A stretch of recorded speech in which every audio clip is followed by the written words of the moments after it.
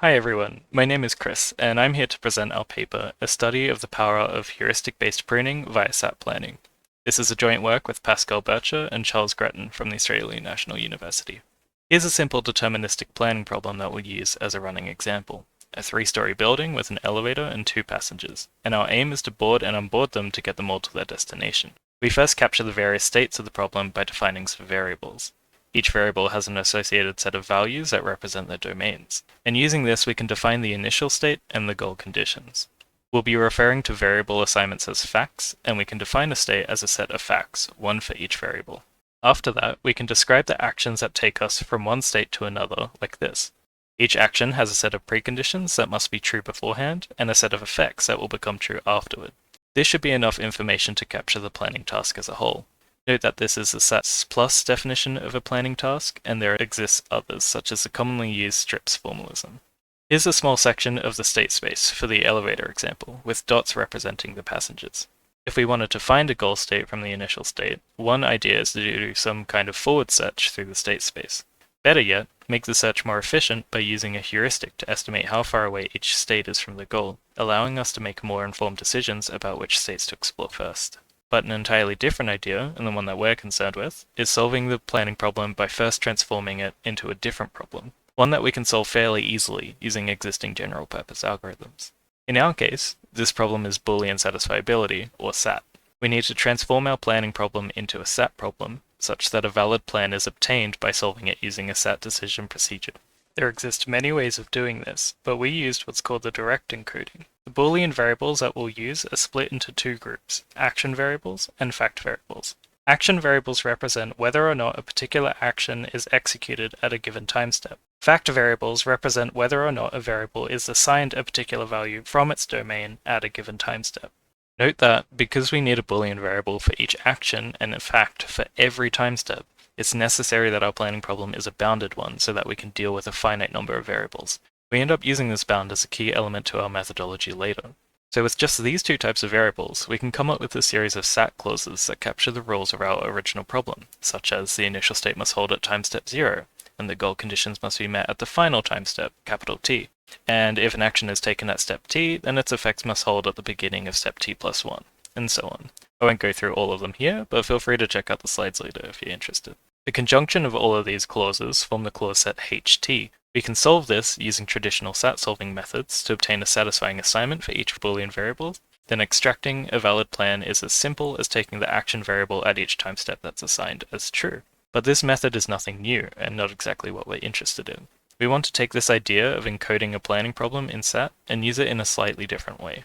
In a 2011 paper by Yossi Rintanen, he puts forward the idea of implementing admissible heuristics in SAT. The aim is to find a way to identify states where the heuristic value tells us that you cannot reach a goal from that state before hitting the horizon bound first. So his definition is, if a heuristic is implemented in SAT, we take our base encoding HT, a heuristic encoding chi-t, and any state at some time step, and combine it together. If we then perform a limited solve on it, and we find that it's unsatisfiable, then it is impossible to reach a goal from that state before hitting the search bound. As an example, here we have a state at time step 3 and a goal at 7, with the horizon bound at 6. We don't know that the goal is at 7 yet, so for all we know we can still reach it. However, because we're using an admissible heuristic, which always underestimates the distance to the goal, the heuristic value for the state says it's going to take at least 4 steps to reach the goal. Thus we know that this state is doomed to hit the horizon first, as it's only 3 steps away. From the SAT point of view, if we've implemented the heuristic, every single state that is doomed in this way will result in a contradiction after doing a limited solve in SAT. Now by limited solve, we're explicitly talking about unit propagation. This is a simple and fast procedure that takes clauses with only one variable, assigns it the only value possible that makes a clause true, and propagates this information throughout every clause to simplify the formula. There are no additional steps to solve the problem for this definition to work, just a quick check with unit propagation to see if the empty clause is derived, and that's it. So how do we go about actually implementing some heuristics in SAT? Let's take Hmax, which uses the length of the path to achieve the most expensive subgoal as an estimate for obtaining all of the subgoals. Well, one interesting consequence of this definition is that the base encoding HT actually already implements Hmax, and no further work is needed. If you're interested, there's a proof for this in the Rintanen paper that we won't go into here. However, for other heuristics, things aren't so simple. Let's take the HM family of heuristics. It's similar to Hmax, but instead tries to find the most expensive set of M subgoals instead of just one. So you can think of Hmax as a part of this family, it's basically just H1. We need an actual encoding for this as we don't get it for free. So in a 2012 paper by Jimbo Huang, he puts forward one such encoding for the HM family of heuristics in SAT. For this encoding, we need a type of variable called a metafact for every possible set of facts between a size 2 and M, implying the truth of those facts. Using this, the encoding consists of 4 types of clauses, as follows. Type 1 clauses just ensure that if a metafact is true, then so are all the facts that it represents, and vice versa. The next two are significantly more complex and are coupled quite closely, so here's one way to paraphrase them. If a set of facts have gone from false to true, this means that at least one action that applies to these facts, a subset of facts of a size at most M obtained from regressing that action must be true. You can just think of this as a way to ensure consistency when using these metafacts, regressing through the state space and keeping an eye on sets of facts and how they change. Finally, with type 4, we end with the metafact equivalent of the goal state conditions. And all of these together create our heuristic encoding for HM. Now, while this encoding has been described and proven correct by this paper, it hasn't to our knowledge been implemented before, so this was our first novel task. Now, the glaring question that I finally get to answer is, why is this useful? What can we do with a SAT implemented heuristic? Well, let's say we're in the middle of some kind of bounded forward search. The base encoding and heuristic encoding can be generated before the search, as the information captured by these stay the same throughout. If we then use the current state that we're looking at as a set of assumptions to add to this encoding, creating this formula from earlier, all we have to do is perform some quick unit propagation on it, and we have the potential to find that searching from that state is useless. This means that if the UP results in a empty clause, we know for sure that the goal cannot be found before hitting the horizon bound, and thus we can immediately prune the state from the search. Better yet, because this process is so incredibly fast, we can afford to do this every single time a new state is discovered by the search, cutting out a significant portion of the search space. Of course, there are 2 big variables at play here that can make or break this method. One, the more accurate the heuristic is, the better the potential is for pruning more of the search space. 2, and this is a big factor, will the time spent generating the base and heuristic encodings overshadow the efficiency gains we get from pruning? This is one of the main questions that we try to get the answer to in our empirical study.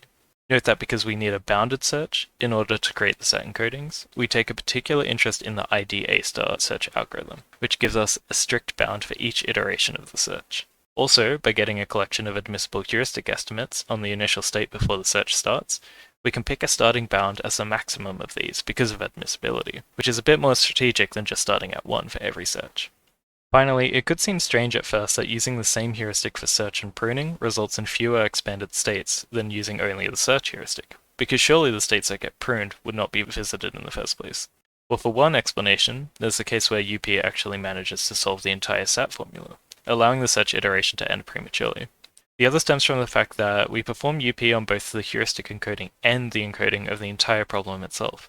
This means that the pruning procedure has access to more information than the search heuristic alone, and can potentially result in states being pruned for reasons that the search heuristic is not aware of. So here's how we set up the experiments. We took the planning system fast downward and the SAT solver mini-SAT, combined them together, and modified them to make use of our hybrid search approach. We do all the SAT clause generation in fast downward, including the first known implementation of the HM SAT encoding. These SAT clauses are then generated and passed to the SAT solver before the search begins. And because we're making use of an incremental SAT solver, we just have to do this once, and simply feed it a new set of assumptions whenever we find a new state to do unit propagation on. If the result is unsatisfiable, we can immediately prune this state as it's doomed to fail. If it's satisfiable, then we luckily manage to solve the entire problem with just one UP call. This is fairly common for smaller problems, but grows increasingly rare as problems become more complex. Finally, if the result is neither a solution nor a contradiction, found purely from UP, then we just continue the search as usual.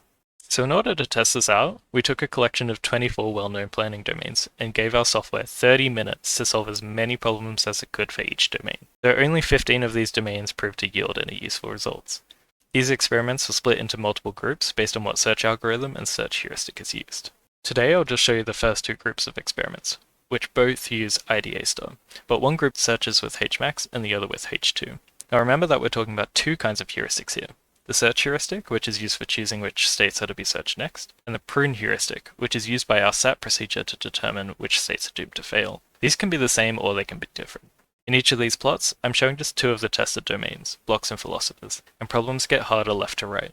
Solid triangle is always no pruning, which is what we're attempting to beat, and the square and star are our two pruning methods for Hmax and H2 respectively. Here we see that our pruning is working as planned, resulting in way fewer states explored in the search. These are all log plots too, so if we look at problem 18 in the blocks domain, the difference between no pruning and H2 pruning is actually around 24 million states. Also cool to see that H2 seems particularly good for the blocks domain, however you can probably notice that pruning is solving fewer problems. And here's why. This is showing time in seconds instead of states explored. For Hmax search, both pruning methods end up taking longer than the baseline approach. This shows us that for this particular search heuristic, generating the set clauses just isn't worth the effort for what we get in return, purely because it takes too long for it to matter. Now things change a bit when we use H2 for our search heuristic instead. Pruning is doing its job like before, but this time H2 is actually managing to solve an extra problem in the blocks domain. If we then look at time, pruning's generally doing a lot better than the baseline approach, especially H2 pruning, and you can see this is the case for both domains here.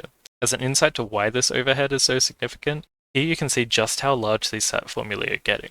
The majority of the clauses come from the heuristic encoding alone, which accounts for the large difference between the Hmax and H2 formulae. It's no surprise that most of the runtime is spent generating this before the search even begins. So what does this tell us overall? Well, our hybrid pruning approach is useful in a few cases, like when we're using H2 as our search heuristic, or as found in other experiments, the blocks domain being a peculiar case which seems to lend itself quite well to this method. However, in a lot of cases, it's not particularly worth doing, as all of the things you have to do in order to power the set-based approach end up overshadowing the performance gains we get in return. This is unfortunate, but the story doesn't have to end there. This idea can be expanded in many different ways, such as more intelligent ways of changing the bound, or implementing other heuristics instead, or even utilizing different bounds than just the search horizon. Something stronger than unit propagation could prove to be useful without increasing the overhead too much. And finally, there could simply just be a better way to generate these SAT clauses, as there exist other encodings than what we've used here. Thanks for coming to this talk. We're happy to take any questions you may have.